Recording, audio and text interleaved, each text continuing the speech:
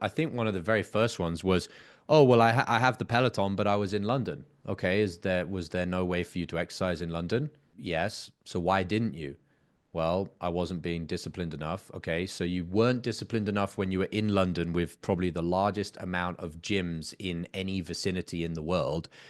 So why now, after not being disciplined for 3 years, are you actually taking this seriously enough that you've booked in a call with a coach? Well, to be honestly, if I'm honest, it's these calls that I'm taking with my peers. I'm like the fat one, and we would have got there from one question, from actually just telling him like, don't fuck with me, like don't lie to me, don't lie to yourself, or we ain't getting anywhere in this call. Yeah, And then makes sense. when the prospect realizes they can't lie to you, their sometimes subconscious decision to delay and delay and delay and delay telling the truth, it just breaks. They're like, okay, I'm just going to tell this guy what's going on because it's going to help him help me.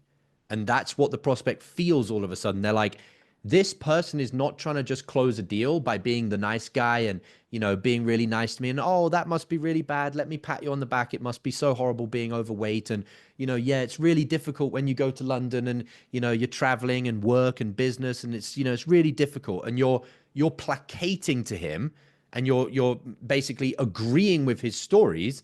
Then the prospect is like, this person doesn't need to know the truth because they don't care about the truth.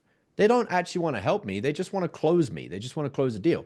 When the prospect sees you don't care about closing the deal, you care about getting to the truth, the prospect's like, well, the only way I can have a conversation with this person is being bloody honest.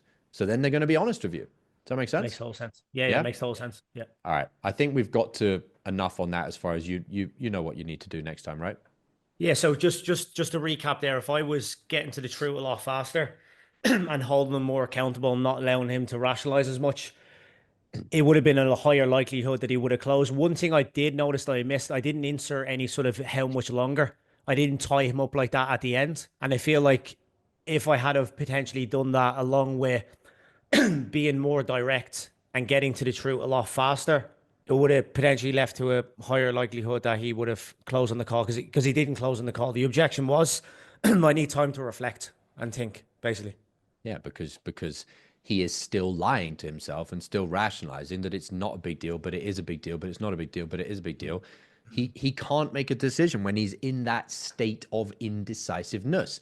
You needed to show him his indecisiveness, show him how that's the one single thing that's causing his inconsistent results, how that's causing him to look like a pathetic weakling in front of his colleagues, his boss, his wife, his children, if he has children, everything else, and then say, are you at the point when you're actually going to make a decision whether this is important or is not important? Yes, I am. Why? Why now? How much longer then are you going to continue to lie to yourself and rationalize it's not important? How many deals have you already lost this week that you could have closed but didn't because you were out of state?